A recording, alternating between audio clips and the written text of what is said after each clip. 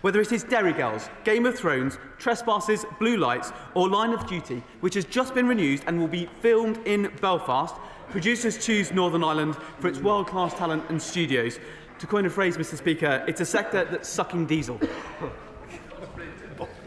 Mr. Speaker, Disability History Month begins tomorrow, and I'm delighted that the Creative Diversity Network now reports the doubling of disabled people on and off screen since 2018 to 9% across the UK.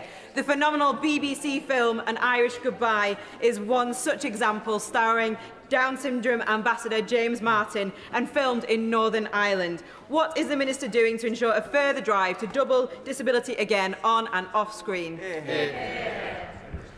My honourable friend speaks with enormous experience and I know wrote an impactful report employing the changemakers. I agree that expanding opportunities for disabled people to take part in creative industries is important. As my right honourable friend, the Secretary of State for Culture, Media and Sport often says, talent exists everywhere, but opportunity does not. That is why I'm pleased with that the Creative Industries New Entrances programme, delivered in partnership between Screen NI, the BBC and the Northern Ireland Executive, is working to broaden access for disabled actors. Jim Sherman. Mr. Speaker, can I thank the Minister for that answer and also thank him for his energy and interest in Northern Ireland. We hope to have him in Strangford shortly for a visit. Between 2019 and 2022 there was an increase in economic value by 19% for the Northern Ireland film sector. There is potential for much more. The beautiful Ards Peninsula where I live in, not because it's beautiful because I live there, it's beautiful before I ever lived there, and in my constituency of Strangford, there is potential for much more. How does the Northern Ireland Office and the Minister intend to further work with Film NI to promote the high quality and the lower costs that Northern Ireland have? We have lots to offer. Let's take advantage of it. Shannon, the movie, I think. Come on, Minister. If you're directing it, Mr. Speaker, I look forward to my visit to Strangford. I don't see enough of the honourable member in this House. The creative industries in Northern Ireland are booming, as he says, and they're backed all of the way by this government. We have a modern industrial strategy, a 10-year plan to back our strengths and unlock potential. The government has committed to increasing investment in creative industries to £31 billion by 2035. Sam Russell. Before, Mr. Speaker. Secretary of State. With permission, Mr. Speaker, I will answer questions 4 and 6 together. The 2023 Legacy Act was rejected by all the major Northern Ireland political parties, as well as by our domestic courts, victims and survivors, and by many veterans who saw it as an affront to the rule of law that they sought to protect. The government took a significant step in fulfilling our commitment to repeal and replace the Act by introducing the Troubles Bill, which received its second reading yesterday. Thank you, Mr. Speaker. I'm proud to represent a community with a lot of veterans, many of whom served in Northern Ireland. Can the Secretary of State tell me who is he engaging with to make sure that the protections for our veterans in the Legacy Act are as strong and effective as possible? Well, those protections have been drawn up following extensive consultation with veterans' organisations, and I gave the House a commitment yesterday evening that I will continue to talk to veterans, to the Royal British Legion and to the Veterans Commissions and others to make sure we get these right. Sir Hall. Thank you, Mr. Speaker. My constituents Colin and Wendy Parry, whose 12-year-old son Tim, along with 3-year-old Jonathan Ball, were murdered in the 1993 Warrington bombing, and they've waited over 30 years for justice. Will the Secretary of State ensure that the government acts on the extracts of the Shawcross report and the 2018 Northern Ireland APPG recommendations and work across government to deliver justice for Libyan-sponsored IRA terrorism? And will he meet with me to discuss these matters? Secretary of State. Well, the whole House would once again want to express his sympathy to all the families affected by that terrible bombing. The government and predecessor governments have raised this issue with the Libyan authorities. It is a difficult process engaging with them. There are complications to do with the way in which their assets are held. This is a lead for the Foreign and Commonwealth and Development Office, and I will make sure that the appropriate minister hears the request that my honourable friend has made.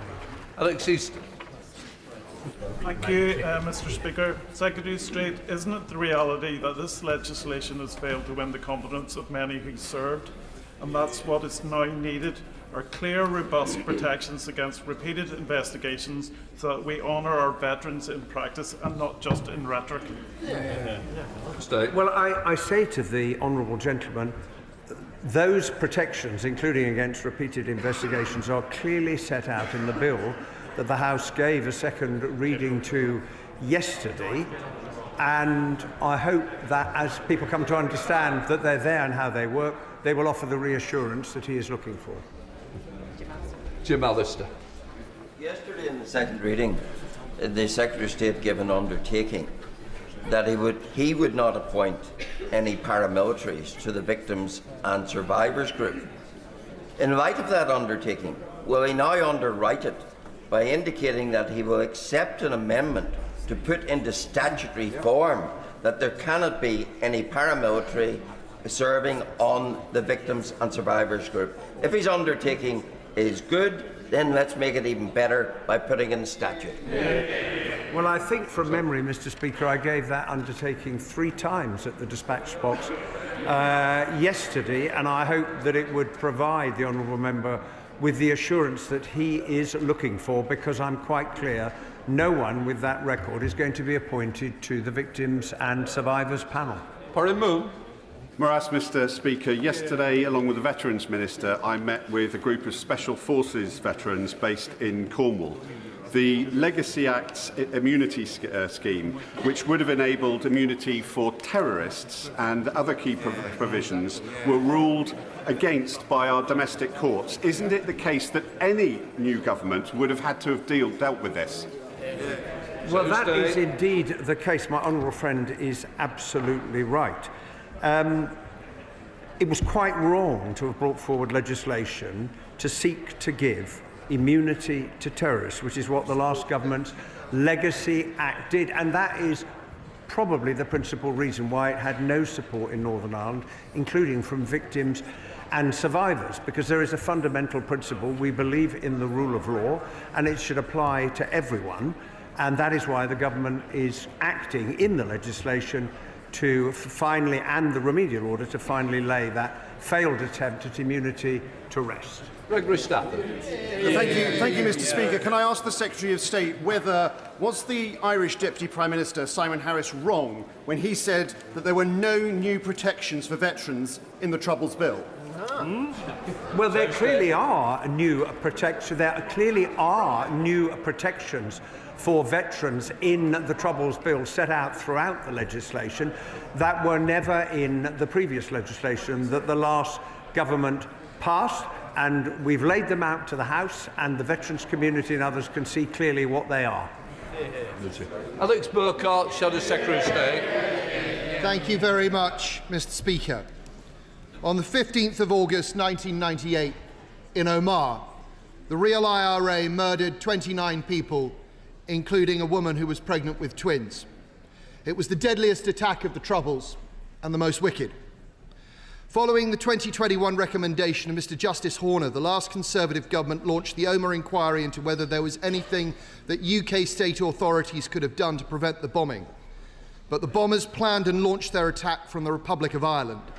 And this was why Mr. Justice Horner also said there needed to be an independent inquiry in the Republic to ask whether Irish state authorities themselves could have done anything. Given that the UK's inquiry was announced 3 years ago, has the Secretary of State raised the question of an inquiry in the South with his counterparts on his recent trip to Dublin? Well, I have in my conversations with the Irish government raised that question. It is, of course, for the Irish government to decide whether they wish to hold a public inquiry, but as the honourable gentleman will be well aware, the Irish government has committed to cooperate fully with the inquiry the last government established, both through the Memorandum of Understanding on the provision of information and the commitment they have made to legislate to allow witnesses to give evidence to it. Now, look, I thank the Secretary of State for his answer, and I am aware that the Republic is sharing information with our inquiry. But the Secretary of State will be aware that the Omagh inquiry is only capable of answering questions about what UK state authorities did and did not do. But 4 years ago, Mr. Justice Horner said that there needed to be a parallel inquiry in the South. The victims and families recognise it, Does the Secretary of State recognise it? Well, I recognise both what the judge said in his judgment 4 years ago, and I strongly support what the last government did to establish a public inquiry. But it is a matter for the Irish government to make that decision. But I hope that with the cooperation, unprecedented cooperation, that the Irish government has undertaken to give to the inquiry, it will provide absolutely vital information for the inquiry to get to the bottom of what happened. Paul Cole, the Liberal Democrat spokesperson. Thank you, Mr. Speaker. As I hope the Secretary of State knows, my party and I are hugely supportive of his efforts to move beyond the Tories' failed Legacy Act, provided the legitimate concerns of our veterans are fully met. Can the Secretary of State detail specifically, either now or in writing later, with which veteran groups he has consulted on the wording of the bill, and which ones have currently expressed acceptance of the bill as currently drafted? Well, I will very gladly, if I may, write to the honourable gentleman to set out the veterans' organisations that the government, myself, the Defence Secretary and the Armed Forces Minister have engaged in drawing up those protections, and I've already indicated to the House the groups we will continue to talk to as we take that work forward. Matt Tobin. Question number 5, please, Mr. Speaker. The government's new partnership with the EU aims to deliver a broad range of economic benefits for Northern Ireland, including smoothing flows of trade, protecting the UK's internal market, reducing costs for businesses and benefiting firms who move agri-food and plants from Great Britain to Northern Ireland. Matt Tim. Thank you, Mr. Speaker, and I thank the Secretary of State for his answer. Does he agree with me that aligning safety standards and cutting red tape for checks and paperwork is precisely the kind of support for growth and trade that this government promised to deliver for business when it was elected last year? Well, I do agree with my honourable friend on that, and that is why the partnership agreement reached with the EU back in May was so widely welcomed in Northern Ireland, particularly by those in the agri-food sector, because as we take that forward and turn it into a full SPS agreement, it will bring enormous benefits to firms that are moving those products across the Irish Sea from Great Britain to Northern Ireland. Robin Swan. Which, Mr. Speaker, come the 1st of January, veterinary medicines in Northern Ireland will be reduced by 40%, according to the current suppliers over there. What steps is the government taking to ensure the supply of veterinary medicines into Northern Ireland, which ensure animal health, but also have a link into human health as well? Well, as the honourable gentleman will be aware, we've had the Veterinary Medicines Working Group. We've been working very closely with the industry. We have set out 2 schemes, the Veterinary Medicines Health Situation Scheme and the Veterinary Medicines Internal Market Scheme, drawing on the cascade, and we are confident that that will ensure the continued supply of veterinary medicines from the 1st of January to vets and farmers and others who need them. Joe White. Question number 7, Mr. Speaker.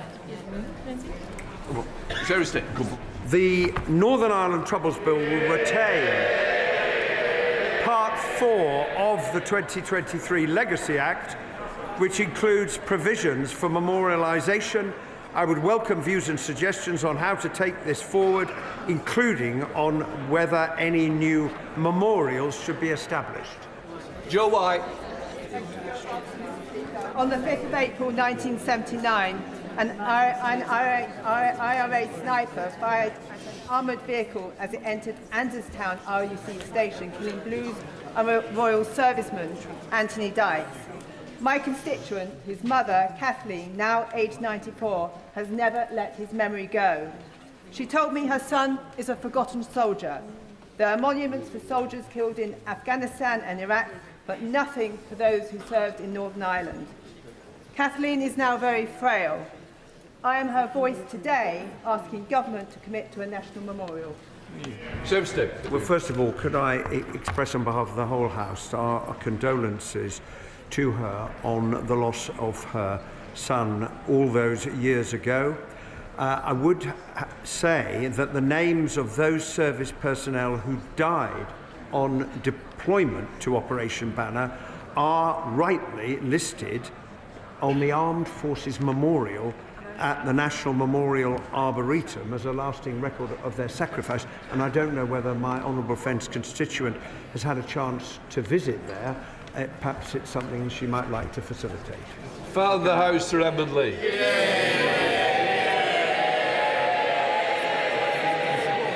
Many thousands of our brave troops served in Northern Ireland, and many gave their lives for peace and for our country. Does the Secretary of State agree with me that they deserve a permanent memorial, not some of them to be prosecuted? Yeah. Well, as I indicated in answer to the earlier question, there is that memorial already at the National Memorial Arboretum. There are other places in which the service and sacrifice of those who served the state is recorded, including the RUC Memorial Garden that I've had the opportunity to visit, and it was an extremely moving occasion as one looks at all of the names and remembers the huge sacrifice that all of those people made in defence of freedom in Northern Ireland. Before I come to Prime Minister's questions, may I extend a warm welcome to the President of the National Council of Slovak Republic and his delegation, who are with us in the gallery today. And may I also welcome the new Chief Minister of St Helena. We now come to questions to Prime Minister Kit Malthouse. Number one. Prime Minister. Mr. Speaker, let me start by congratulating Scotland on their magnificent victory last night, qualifying for the World Cup for the first time since 1998. I didn't realise you were all Scottish MPs, Prime Minister. Mr. Speaker, they qualified with fantastic goals, including a cracker from former Arsenal player Kieran Tierney, who was always a great favourite with the fans. Mr. Speaker, my thoughts are with the communities across the country affected by severe flooding, particularly in Monmouthshire. I've been liaising with the First Minister of Wales and want to thank all our emergency services for their response. Mr. Speaker, my thoughts are also with the family and loved one of Royal Fleet Auxiliary member James Elliott, who has sadly been lost. I know the contribution that personnel of the Royal Fleet Auxiliary make and the risks that they take in the line of duty. My thoughts, and I'm sure the thoughts of the whole House, are with those who knew him at this tragic and difficult time for them. Mr. Speaker, last Thursday I visited Anglesey to announce the construction of the country's first small modular reactor. That's the biggest investment in North Wales in a generation, creating more than 6,000 jobs. On Monday, we introduced the largest overhaul of the asylum policy in modern times, restoring control, fairness and creating safe and legal routes. And today I'm pleased to announce that inflation is coming down. There's more to do, but it's an important step. Mr. Speaker, this morning I had meetings with ministerial colleagues and others. In addition to my duties in this House, I shall have further such meetings later today. Mr. Speaker, many of us are becoming concerned that technical or procedural manoeuvres outside of this House may be used to prevent Parliament reaching a decision on the terminally ill adults bill. Now, the government is neutral on the bill itself, but I presume it's not neutral on the issue of democracy or the primacy of this chamber. So could the Prime Minister please reassure the House that the decision of elected members, and indeed the wishes and hopes of the vast majority of the people we serve, will not be frustrated in this way? Prime Minister. Can I thank him for his question? I know he feels strongly about this issue. As he says, the government is neutral on the passage of the bill. It is a matter of conscience, and there are different and respected views across Parliament, and it is for Parliament to decide in the end on any changes in this chamber. Scrutiny of the bill in the Lords is a matter for the Lords, but the government does have a responsibility to make sure that any legislation which passes through Parliament is workable, is effective, and of course enforceable. John Trickett. Thank you very much indeed, Mr. Speaker. And The party opposite in government said that they would level up the country, but in fact they left the country divided. Half austerity, in deindustrialisation, stagnant wages, all took the heart, ripped the heart out of mining communities like the ones I represent. Everywhere you can see the legacy which the party opposite left. And how can it be right that the hard-working, loyal people in my constituency earn £400 a week or £20,000 a year less than people who live in Kensington? So will the Prime Minister now declare that it is the government's moral purpose to eliminate economic injustice, starting with the budget next week, announcing massive investment in the north and wherever else poverty and low pay raising its head? Well, can I thank him for raising this important issue, because they laugh, but working people paid a very heavy price for 14 years of economic failure. Austerity damaged the economy and decimated public services. A botched Brexit deal stifled growth, and the reckless borrowing on the mini-budget saw mortgages and the cost of living soar. He's right to raise this issue. We're determined to tackle inequality. He'll be pleased to know that under this government wages are up, but we need to do more. We've had a pay increase for the 3.5 million lowest paid, and the Chancellor will deliver a budget based on Labour values. Kemi Badenoch, Leader of the Opposition. Thank you, Mr. Speaker. And can I associate our side of the House with the remarks the Prime Minister made about James Elliott? Can the Prime Minister tell us why his government is the first government in history to float increasing income tax rates only to then U-turn on it all after the actual budget? Prime Minister.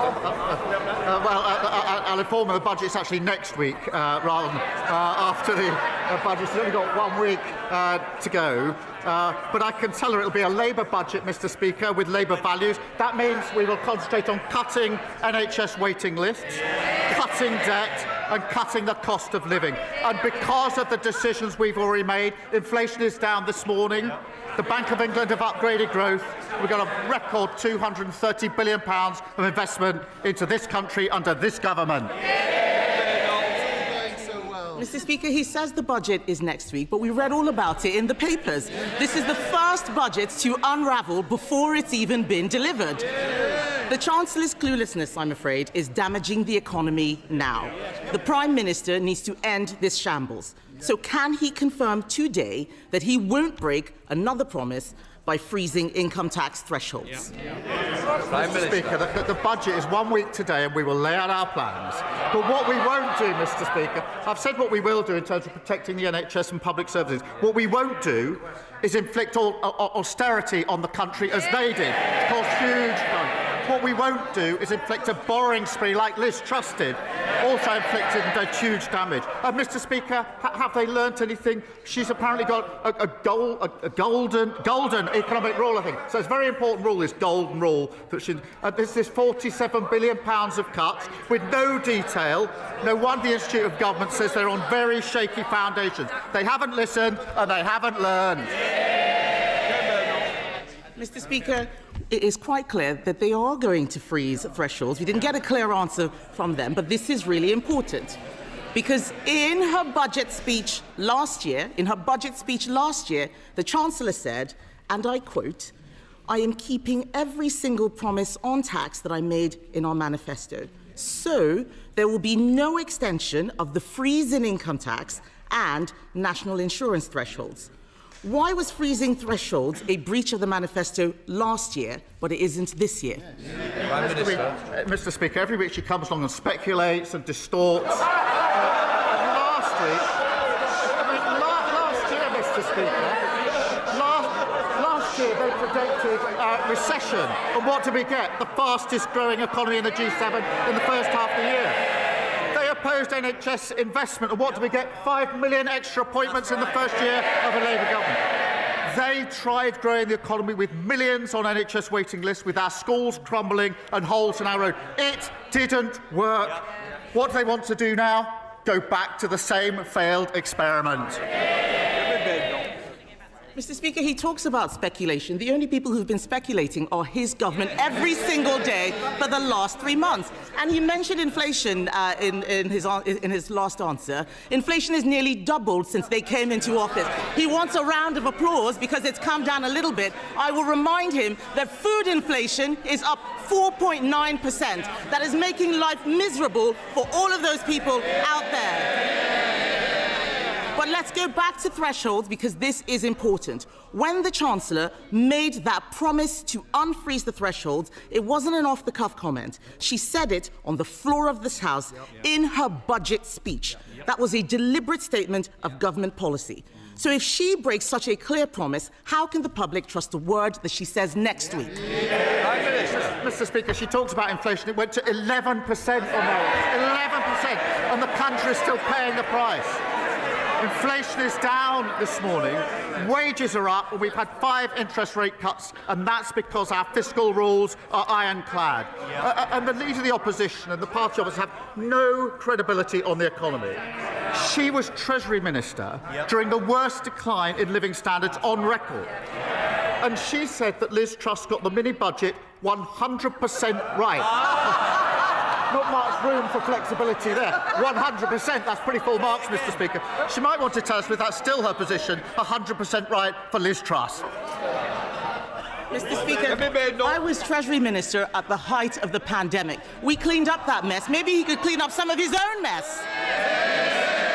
And I'm going to repeat what the Chancellor said because it's quite clear that the whole front bench has forgotten. She said, I have come to the conclusion that extending the threshold freeze would hurt working people. It would take more money out of their pay slips, and yet that's what they're planning to do next week. And all of this speculation is having real-world consequences. Just this morning, the UK chair of ExxonMobil said, and I quote, the government needs to understand that the whole industrial base of the UK is at risk unless they wake up and realise the damage their economic policies are doing. Mr. Speaker, can the Prime Minister tell us, is the loss of UK industry the price the country has to pay for having a clueless Chancellor? Mr. Speaker, let me just say about ExxonMobil, it is a difficult time for the workforce there, and we must focus on supporting them. We've been meeting the company for over 6 months and explored every possible reasonable avenue. They've been facing losses for the last 5 years. It's best to do the detail before you chunter. And they're currently losing £1 million a week. But she talks about policy and approach. On energy policy, she follows reform. On the European Convention, she follows the man who wants her job. And when her shadow minister said we should deport people lawfully here to achieve cultural coherence, she pretended that it didn't happen. I could go on. She was the Trade Secretary that didn't sign any trade deals. Cheerleader for the mini-budget, cheerleader for open borders, and when they were crashing the economy, botching Brexit and running down the NHS, she was right at the centre. She hasn't got an ounce of credibility. Mr. Speaker, on energy policy, what we are doing is listening to industry. What happened, I had a round table. Mr. Slinger, please. We don't want to have to sling you out. Mr. Speaker, just this morning, we heard from the chair of one of our largest energy companies. Last week, I had a roundtable with energy companies, and what they had to say about this Prime Minister and his energy secretary is unprintable. They are absolutely furious. Our oil and gas industry is dying, and he's standing there saying he had meetings. People out there are struggling, Mr. Speaker. The budget chaos is causing real anxiety. People aren't buying houses, businesses aren't hiring, and they are cancelling investment decisions. 2 weeks ago, the Chancellor called a ridiculous press conference to blame everyone else for her having to raise income tax. Then last week, she U-turned on her own U-turn. Instead, we can see they're planning to freeze income tax thresholds, something she said last year would be a breach of their manifesto. They are making it up as they go along. Doesn't the country deserve better than government by guesswork? Mr. Speaker, either we renew our country with Labour or we go back to austerity 2.0 with reform of the Tories. They left waiting lists at record highs. almost 1 million more children in poverty, and they wrecked our public services. She comes here to talk down the country. We're turning the page. More NHS appointments, free breakfast clubs, free childcare, more homes and better public services. That's what we're fighting for, a Britain built for all. Lord Hatton. Mr. Speaker, standing in the heart of Weymouth, the Rectory is an iconic building. Formerly a theatre, once a bustling cinema and then a popular pub as well. And yet for more than a decade, this building has stood empty. We want to turn this building into a thriving centre for arts and culture, hosting exhibitions and celebrating everything that makes Weymouth unique. So will the Prime Minister work with me and all the key players on the ground to revitalise the Rectory and reopen this fantastic building for our town? Prime Minister. Well, my honourable friend is a brilliant champion for South Dorset, and he's right to champion revitalising our high streets. The Minister for Heritage would be delighted to discuss how we can get this iconic building reopened as he wants. I'm pleased that Weymouth secured £20 million in Pride in Place funding, giving his community the power and resources to make a real difference to people's lives. Sir David, Leader of the Liberal Democrats. Thank you, Mr. Speaker. Can I associate myself with the Prime Minister's opening remarks? And can I also join with him in congratulating Scotland on their amazing win against Denmark and wish them well in the World Cup? And can I also say I hope Wales soon qualifies to join England and Scotland? But Mr. Speaker, every year there are more than 300 suicides related to problem gambling. It affects hundreds of thousands of families, tearing them apart. Meanwhile, online gambling firms are taking in record revenues of over £7 billion a year. Now, ITV News are reporting that one of them, Sky Bet, is moving its headquarters to Malta so it can save tens of millions of pounds in corporation tax. Does the Prime Minister agree with me that it's time that we tax them on their UK profits so these online gambling firms don't escape wherever they are registered for tax? Prime Minister. But can I join him on wishing Wales well and Northern Ireland? I'd like to see all 4 nations in the finals. But look, he raises the really important issue of suicide, and it's Men's Health Day, and it is really important. And I think the whole House would want to work together on anything that can prevent suicide. I think if all of us think about individuals we may know who lost their lives through suicide, it's something that touches almost every one of us and all of our families as well. We will, of course, look at the link between suicide and gambling and take whatever measures we can to reduce suicide. It's a very important issue. Sir David. For his reply, and we look forward to the government coming forward with action on that. On another domestic matter, Mr. Speaker, next to the River Cherwell in Oxfordshire, a field is now covered in an enormous mound of rubbish, 150 metres long and up to 12 metres high. The water is now lapping against the waste and carrying it into the river. It's just one of many sites, Mr. Speaker, where organised criminal gangs are illegally dumping their waste onto our countryside and getting away with it. This is a shocking environmental emergency. So will he instruct the Environment Agency to clean it up now?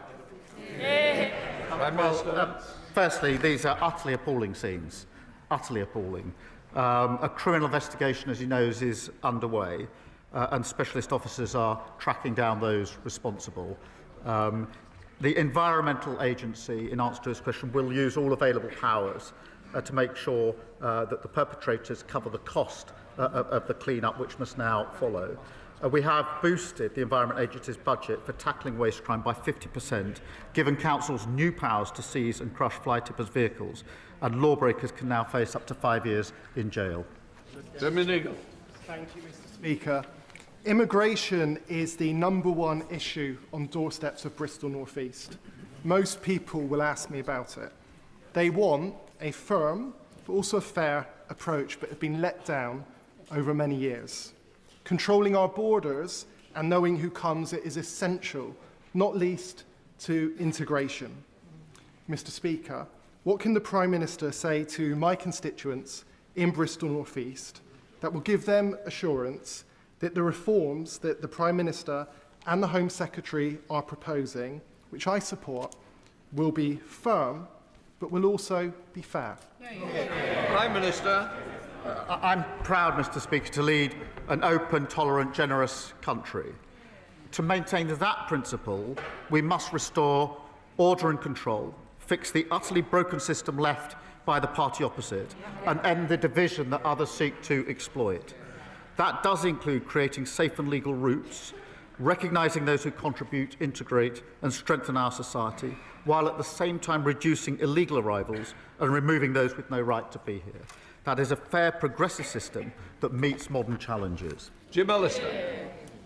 Mr. Speaker, the governments of France, Germany and the United States have all extracted from Libya compensation for their citizens who were affected by Gaddafi-led terrorism across the world.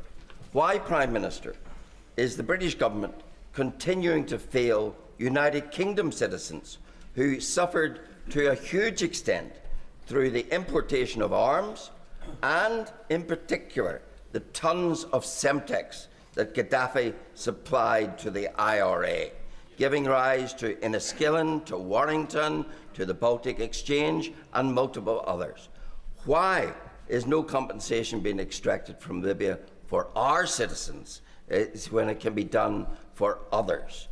And will the Prime Minister at least meet representatives of the almost forgotten but still campaigning families for those affected by Gaddafi's terrorism?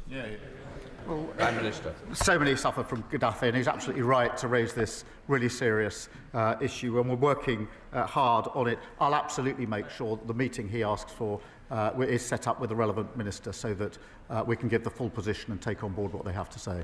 Luke Charters. On International Men's Day and in the spirit of Movember, I want to be open about my own past mental health challenges in the hope that it might encourage other men to do the same. And during the traumatic birth of my first son, I nearly lost my wife, and a dark cloud settled over me. A cloud lifted through conversation and support, and through the safe arrival of my second son, and bright days lie ahead. I'm joined in the gallery today by Mike from York Menfulness, a fantastic charity giving men a place to talk. So will the Prime Minister, as a dad himself, agree with me that strength as a man means being open about our emotions and that we should never face into challenges on our own? Can I thank him for his honesty? It's never easy to stand up and say what he's just said.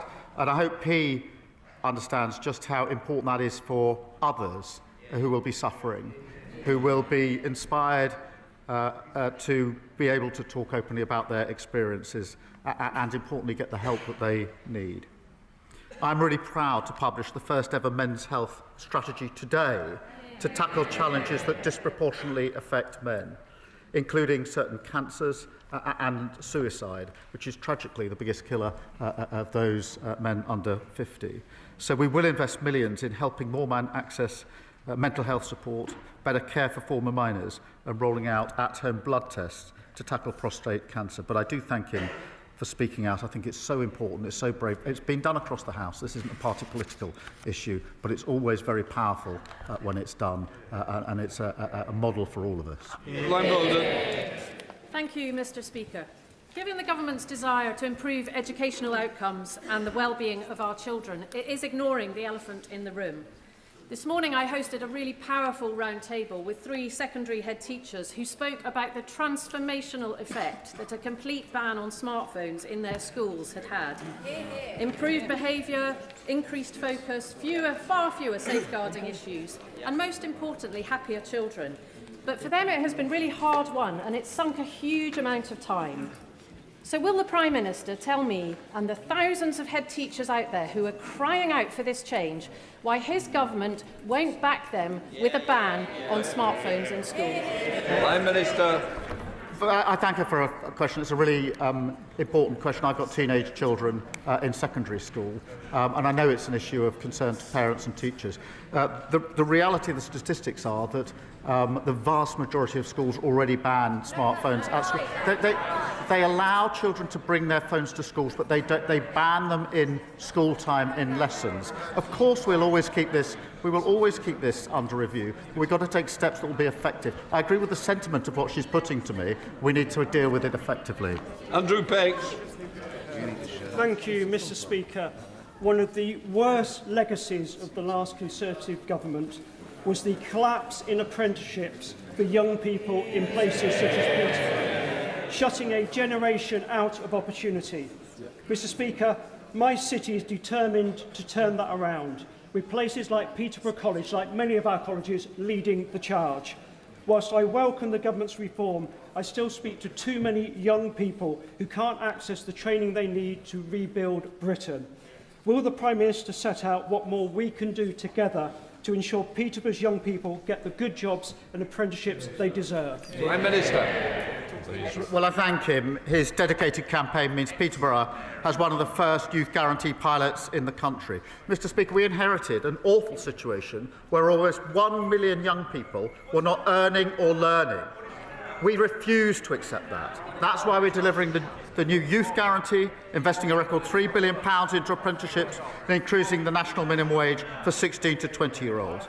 The Reform and the Tories say the minimum wage is too high. They're totally wrong. We're going to focus on every young person to give them the chance to succeed. Anderson. Thank you, Mr. Speaker. Whilst the Labour front bench continue to peddle their own form of dog whistle politics, Reform UK...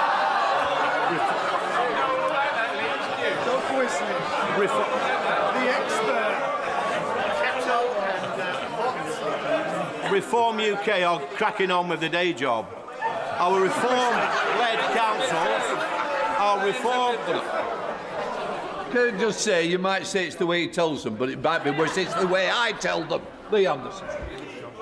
Thank you, Mr. Speaker. Our reform-led councils have already identified savings of over £330 million in the first 6 months.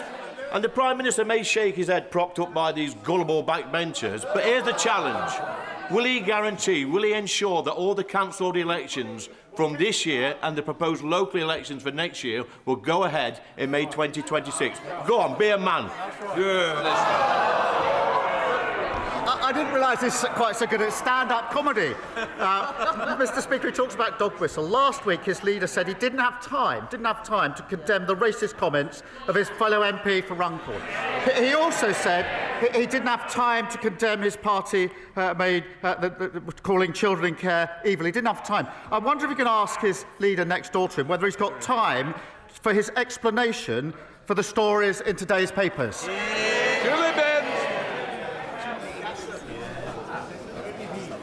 Mr. Speaker, over the summer, large quantities of illegal cigarettes were seized in shops in my Carlisle constituency. However, many of those shops were reopened the very next day. Does the Prime Minister agree with me that we have to make it easier for these shops to be closed down permanently so we put out of business forever these criminal networks? Prime Minister. Can I thank her for raising this?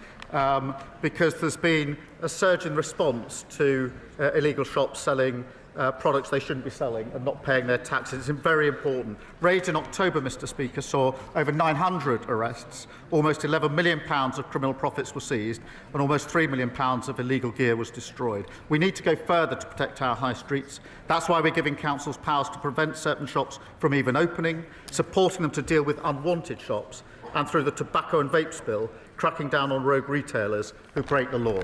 Josh Bumble. Thank you, Mr. Speaker. Eastbourne resident Pam was given a cheque for £125,000 by her terminally ill partner, which she went on to cash in. But an error by the bank, Barclays, meant that only £125 was deposited. Barclays admitted the error and then said that they will compensate her for £250 for the inconvenience caused. What? Will the Prime Minister work with me to ensure that Barclays Bank pays Pam the compensation that she needs and deserves? And while we're here, will he commit to imposing a windfall tax on the banks like Barclays on their excess profits to bring bills down for residents struggling? Prime Minister. The case of his constituent Pam is staggeringly bad, absolutely terrible. If he could provide me with the full details of it, I will make sure that the government joins him in doing whatever we can in relation to his constituent. And before I sit down, may I take a moment to send my warmest congratulations to the honourable member on getting engaged, I think, on Thursday. The proposal, I think, was right here in Parliament. You never know what you might find in this dispatch box. But on behalf of my party, and actually I'm sure the whole House, can I wish him and Connor a lifetime of happiness? Connor Naismith. Thank you, Mr. Speaker. Crewe Railway Station is the gateway to the north and indeed the shop window for my constituency, with an average annual footfall of 4.5 million people.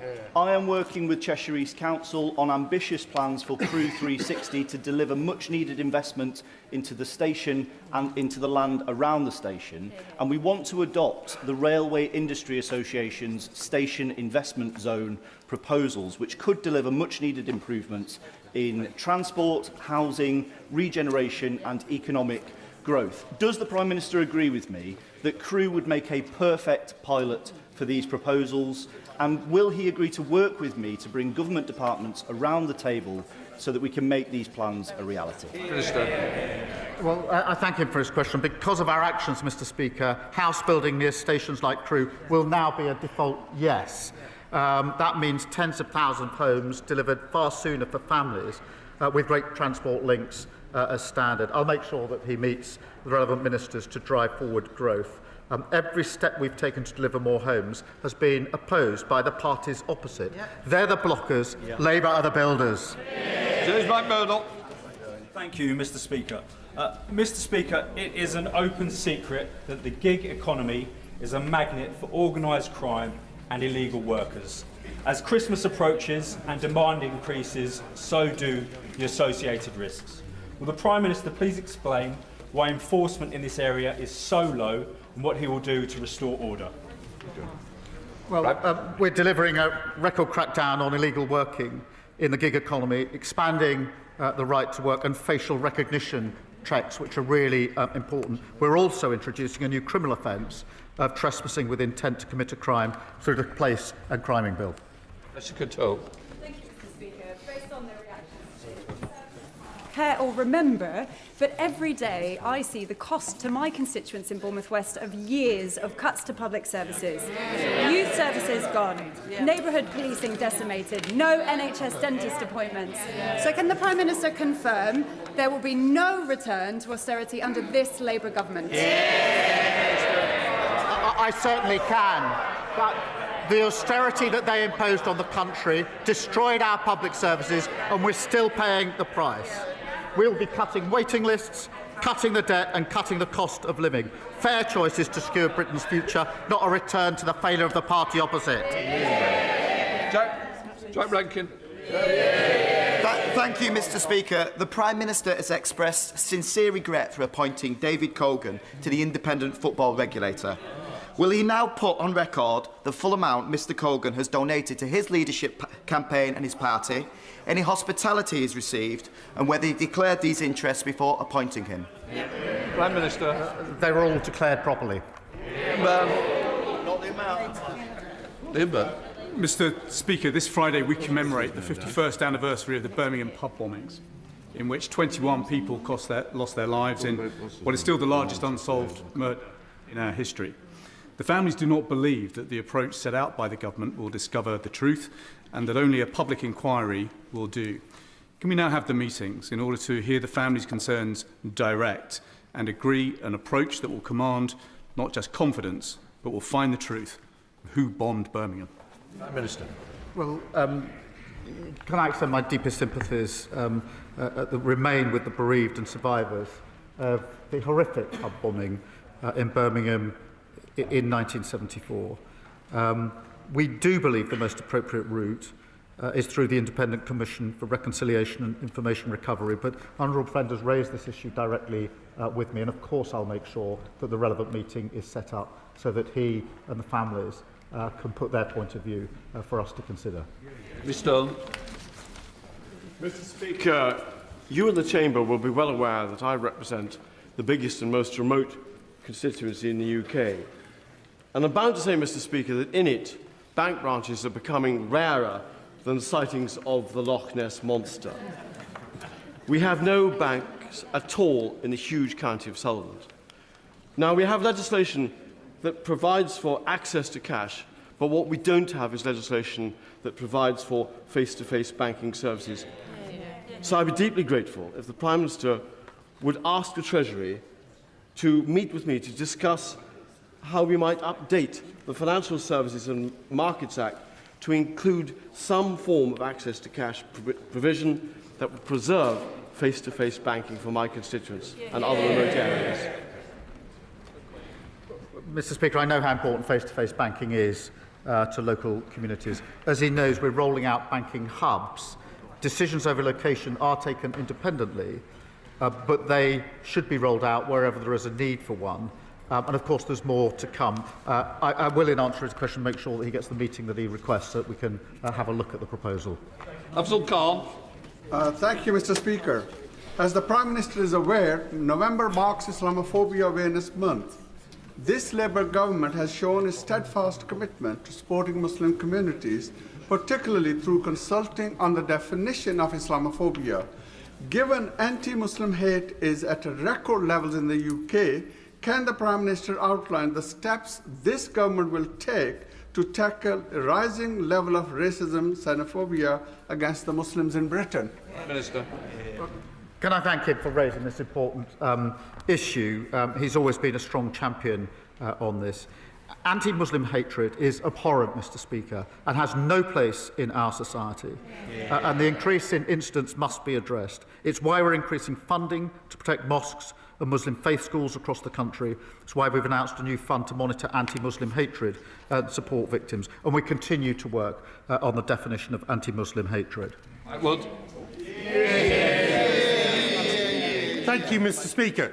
Everyone who cares about media independence and freedom will be relieved that, that Redbird have recognised that they cannot run the Telegraph. But there are serious concerns that they will burden the paper with unsustainable debt if the title is sold for less than £500 million. So will the Prime Minister step in to prevent this from happening and enable a sale at a lower price if necessary, without this toxic debt burden? Prime Minister. Well, he raises a serious issue. I'm not quite sure what he's asking the government to do. To step in and nationalise it, I don't think would be the right thing. Whereas, Mr. Speaker, on the 5th of March at the dispatch box, the Prime Minister said these words: "We do recognise Cornish national minority status, not just the proud language, the history and the culture of Cornwall, but its bright future. Since then, I've repeatedly asked ministers for Cornwall's unique place on this island to be recognised through devolution. When the devolution bill comes back to the House next week, will the Prime Minister help me explicitly enshrine Cornish devolution and Cornish national minority status in that bill?" Prime Minister. Can I thank him for his question? Of course, he has raised this issue with me on a number of occasions already. He's a great champion for Cornwall. We will ensure that Cornwall's national minority status is safeguarded in any future devolution arrangements. We have provided £500,000 to support distinctive Cornish culture, including the Cornish language. So, David. The Prime Minister knows that last week 9 four-star generals made plain that yesterday's Northern Ireland bill is doing harm to the British Army already. Most acute damage is being felt by the Special Air Service. It's already affecting their recruitment, their retention, their morale and their operational effectiveness. As a result, lawyers acting for the SAS Regimental Association have sent a letter before action to the Secretary of State for Northern Ireland. I know of no precedent for this in the entire history of the British Army, and it's because it's so important. It reflects how important it is. So can I make a plea to the Prime Minister? Will he involve himself personally to make sure that 60, 70, 80-year-old soldiers who have carried out actions which most of us would view as heroic are not persecuted in the coming years. Because now it's a matter not of national security, but of national honour. Can I thank him for his question and reassure him on the protections that he seeks for veterans, because it is a very important issue and he's continually and rightly raised it. There will be protection from repeat investigations, so the Commission doesn't go over old ground without compelling reasons. There will be protection from cold calling and protection in old age, so that elderly veterans are respected. And those who do contribute to the legacy process will have a right to anonymity, a right to stay at home to give evidence remotely, and a right to be heard through the Commission. That is the work that we're doing, and I'm happy to discuss it further with him. To end on the subject, no doubt we can expect is Scotland's victory total correct. Thank you, Mr. Speaker. When the Prime Minister next meets with the President of the United States, can he ask him if he knows any reasonably priced hotels near the MetLife Stadium in New Jersey, where the World Cup final is to be held? And as we are about to provide the biggest boost to whisky exports since our trade deal was signed, can he ask the Chancellor to gently consider excise duties next week so we Scots can continue celebrating at reasonable prices? Prime Minister. I thank him for his question. On the question of whisky, it is important that we do everything we can to support whisky. I'm really pleased with the progress we're making with the United States and, of course, with India as well under the trade deal. I'll continue to discuss what more we can do with him. That completes Prime Minister's questions.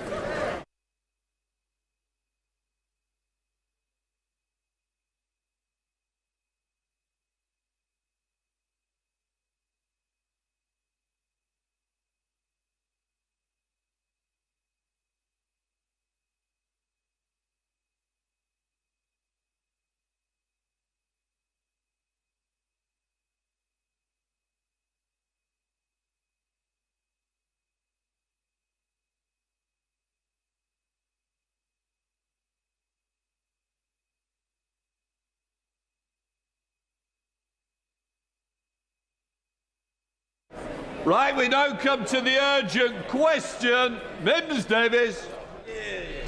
Thank you, Mr. Speaker. To ask the Secretary of State for Wales if she will make a statement on the aftermath of the recent severe flooding impacting Monmouthshire and what support will be made available for those affected. Sorry, Minister. Thank you, Mr. Speaker. My first thoughts are, and those of the Secretary of State, are with all of those people, those businesses affected by the flooding over the weekend. The impact in Monmouthshire has been devastating for local residents and traders, and I know that honourable members across the House will be thinking of them as they recover from this dreadful storm. I'm here because the Secretary of State is in Monmouthshire to thank first responders, to meet the community and thank them for their efforts. She's there with the local member for Monmouthshire, who I know has been supporting her community since the flooding right across the weekend. I also want to pay tribute to the emergency responders, local residents who've rallied together, and also to thank the Mayor of Monmouth, Jackie Atkin, who's raised a substantial sum of money for the community. As the House will be aware, flooding is a devolved matter. However, the Prime Minister spoke to the First Minister over the weekend and offered the UK Government support with the Welsh Government's response. I know that my ministerial colleague, who's here with me today, has also been in touch with the Deputy First Minister. The Environment Agency has offered support locally, including any mutual aid that may be requested by Natural Resources Wales, who operates in the area. And we know as we see these events increasing, that it demonstrates why our climate response on flooding is so important. Today, the Flood Mobile was sponsored by Flood Re is in Monmouth. There is a mobile demonstration unit which showcases dozens of property flood resilience measures and techniques which can help keep homes and other buildings safer during a flood. That's reaching out to the community. And I would also bring honourable members' attention to what we're doing to support people to access insurance through our partnership with Floodry, a joint initiative between the government, the insurance industry, that ensures households at the highest risk of flooding can access affordable insurance. In the financial year 24-25 alone, Floodry provided cover for over 345,000 household policies. Whilst government officials have met with Monmouthshire Council over the weekend to discuss emergency funding, the Deputy First Minister was also there over the weekend to meet first responders and the community. And opportunities are being made available through Emergency Financial Assistance Scheme. The Welsh Government has been working very closely with the Council and all the emergency services and has been ensuring that they have committed over £370 million to reduce risks to communities right across Wales. But I know that Welsh Government is working, doing everything they can at this very difficult time for the community and for businesses in Monmouthshire. Secretary statement. Mr. Speaker, this weekend, tragic and heart-wrenching floods affected families and their loved ones, meaning evacuation from their properties in Monmouth after the River Monnow burst its banks. This, in turn, blighting businesses with devastating consequences. This horrific experience also hit hard nearby areas, including Abergavenny and Thrift Village. Now, there are desperate families and business owners across Monmouthshire who've lost their homes, their livelihoods. They've literally lost everything, with Christmas looming, a key time also for hospitality. I'd like to also thank the emergency services, all volunteers, many local councillors and the MS Peter Fox. They've done fantastic work around the clock to assist, safeguard and do what they can to help and support those impacted. It is now instrumental, without any delay, and the necessary vital support reaches every single person who's been affected by these devastating floods, so that their longer term needs are also met. Local people report that they don't have any clarity and answers and insight on what to expect beyond the initial rescue and this community kindness. They've been told discussions are ongoing. The First Minister outlined this week in the Senate some support, and the PM also offered support to Monmouthshire. So can the Minister provide details on what exactly practically this means on the ground in the coming weeks? Can the Minister also outline a time frame for when support will reach the people of Monmouthshire and what precisely it will entail? It's reported some insurance companies won't pay as they only meet storm damage, not flood damage. Locals want urgent resources, not endless form filling to the Senedd. They need urgent help now, and for it to be fast-tracked, they say, via the Council. And finally, does the Minister agree with me? Time is of the essence in answering these vital questions to ensure residents' and businesses' anxieties do not worsen.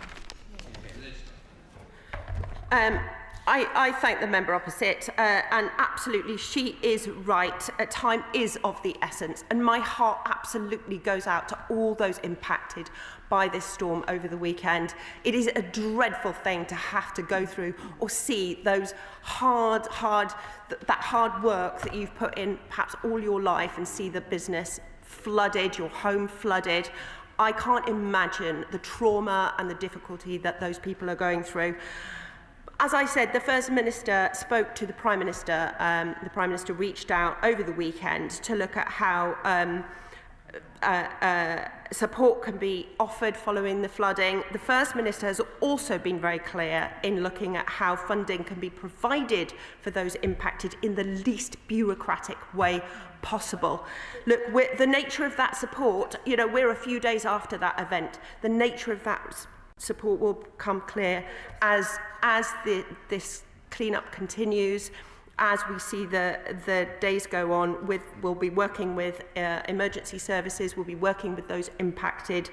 The Welsh Government has emergency financial assistance schemes for just these very scenarios, and they have been kicked in and they are being used. Proposals for support are being prepared. Local government finance officials are there on the ground. The Secretary of State is there on the ground today. We are doing all we can, working hand in hand with the Welsh Government, with the Council, with the mayors, and making sure that those impacted get the support they need as quickly as possible. Jessica Moore. Thank you very much, Mr. Speaker. My neighbour, the honourable friend from Monmouthshire, is, as the very diligent representative she is, out as we speak in Abergavenny, and will join the Secretary of State in Monmouth shortly, meeting and listening to those affected by these devastating floods which hit Monmouth, Abergavenny, Skemford and the villages. She's asked me to say a very big heartfelt thank you to the emergency services, all the authorities, all those who've helped, and to thank the incredible community effort and many kindnesses shown over the last few days, including offers of beds, homes, donations and more. Hundreds and hundreds of businesses and homes will be affected, and it will take many months to clear up. I know she's having liaison with the Prime Minister, with departments, with the Welsh Government, and it is a devolved issue, and we'll have many asks. But can I ask on her behalf that we continue to offer support in the many ways that will be needed in the period. And I'm also mindful of other areas impacted by flooding, including my own. Minister. I thank my honourable friend. She makes an excellent point. The member for Monmouthshire has been so diligent. I was on the phone with her over the weekend. I know that she's been speaking to Welsh Government. I myself was on the phone to the Deputy First Minister over the weekend, and in contact with Natural Resources Wales and local community groups. She has been out there in her wellies helping that clean up, and I know she feels it as deeply as some of those impacted. The support will be there. We will continue to work together. What's important here, despite the, yes, flooding is devolved, but this matter reaches right across. And wherever we can help, we will. And we are working together to ensure that we, at pace, resolve and help the people that need it. Amen. David Chadwick, Liberal Democrat spokesperson. Mr. Speaker, the recent floods in Monmouthshire have been devastating for local communities, and our thoughts are with everyone affected as they try to return to some sense of normality.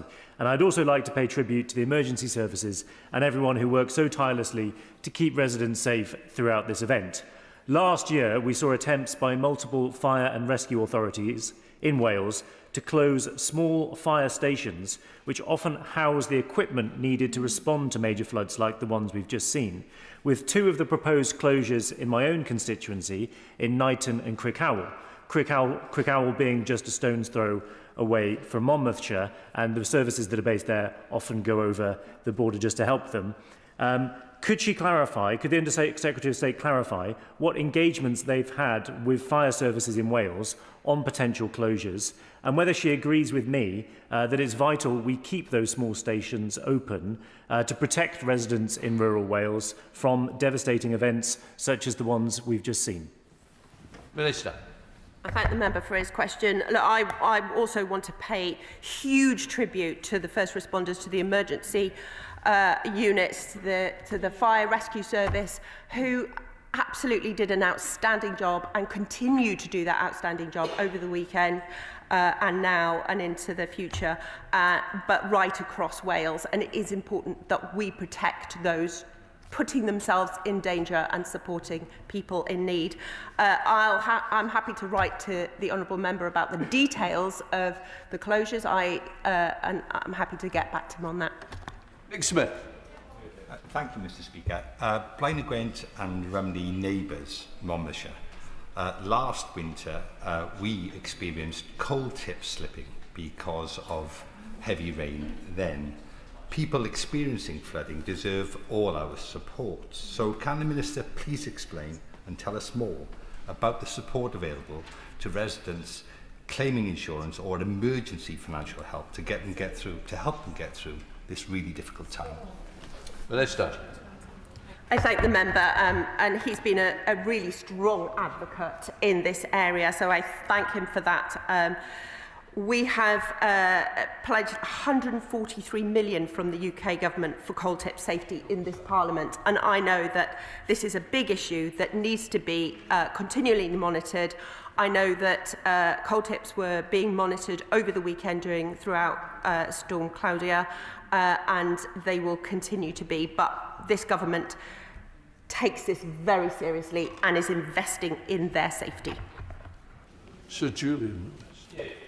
Could I appeal to the Minister to help us in one way, because although this is a devolved matter, it is possible in the internet age very easily to make charitable donations. So could she perhaps investigate whether there is a reliable local charity to which people across the country can make donations, and perhaps circulate the details of that after the end of this question? Minister. Well, I absolutely thank the honourable member for his suggestion, and I will absolutely take that back, because look, there's been a lot of money raised locally. I mentioned the local mayor, who has raised a significant amount of funds, which is fantastic. But I know that a lot of people will want to help, so I will absolutely take that back. Thank you. Thank you, Mr. Speaker. I want to also pay tribute to all those affected, the emergency responders, and to my honourable friend from Monmouthshire for the tireless effort she's put in since this happened. I'm grateful to the Minister for what she said and what the Prime Minister said earlier about the conversations and constant interaction between ourselves, the UK Government and the Welsh Government and the First Minister. That collaboration between both our governments when there are civil emergencies like this is integral. So will she assure me that those collaboration will continue and that the people of Monmouthshire will have everything they need from us, and we will push the Welsh Government to do everything that they can in order to ensure that those affected get through this crisis?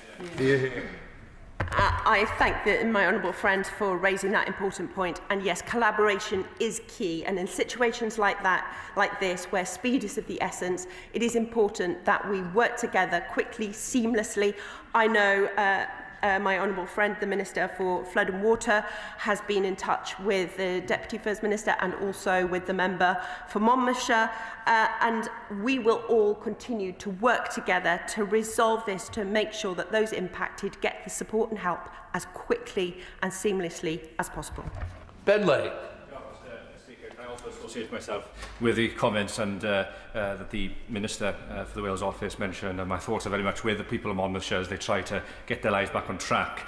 She mentioned quite rightly that these severe weather events are increasing in frequency, and I wonder, further to the very wise words of the Honourable Member for Cardiff West, in addition to the collaboration between the two governments, in light of the increasing frequency of these severe weather events, I wonder whether it's also time for us to consider some sort of central resilience fund to help provide that additional emergency support, which sadly is becoming far too routine. I thank the honourable member, and he quite rightly points out that important link between climate change and increased flooding, which I mentioned earlier. And it is very important to note that we do need that resilience. We do need to build that into communities, to housing, and I know that there is a fund that exists. We're putting that funding in. This government takes it very, very seriously in terms of investing in that, whether that's new builds, whether that's existing builds, whether that's communities at risk, businesses at risk, infrastructure at risk. We absolutely need to ensure with changing weather patterns, increased rainfall and further flooding, we need to make sure our communities, that people across the country are safe. Thank you very much, Mr. Speaker. And on behalf of residents in flood-prone West Worcestershire who approached Storm Claudia with trepidation, I would like to convey our sympathies to people in Monmouthshire, because it is one of the most terrible things that can happen to a community, to experience a flood like this. And as the Minister has the Flooding Minister seated beside her, could she ask her colleague to follow up with the Environment Agency? They have two projects they're working on in West Worcestershire, in Sevenoaks and Tenbury Wells, to improve flood resilience, and I would love it if she would give the Environment Agency a nudge to complete that work. Well, thank you to the member, and I think my colleague has heard that loudly and clearly, and we'll get back to you. Mr. Speaker, there are few around the country more equipped to empathise with the people of Monmouthshire than my people in Tewkesbury and North Gloucestershire. Will the Secretary of State join me in thanking the volunteers of the Severn Area Rescue Association who were called out, as they so often are this weekend? Will she also tell me when her department will respond to the Environmental Audit Committee's report into flood resilience in England? Thank you. I thank the member for raising this and for his words towards the people of Monmouthshire. And also, you know, I pay tribute to his communities. It's important that we support communities wherever they are, right across the country. This government is intent on doing that. Well, Francois. Thanks, Steve. Although I'm not a Welsh MP, I'd like to express my sympathies for what the people of Monmouthshire are going through. In 2014, when I was the Armed Forces Minister in the MOD, I spent weeks in Cobra meetings helping to coordinate military assistance with the severe flooding in the West Country, particularly on the Somerset level. So can I offer a suggestion? We all hope that this will not happen again, certainly not quickly, but if there are further named storms, has the Minister, or indeed the First Minister, considered speaking to the Ministry of Defence about military aid to the civil authorities, so-called MACA arrangements? Because we learnt in 2014 there are some specialist units like the Royal Marines or the Royal Engineers who have capabilities to offer in these circumstances that can really make a difference to local people. Is that something she and the First Minister might at least be prepared to consider?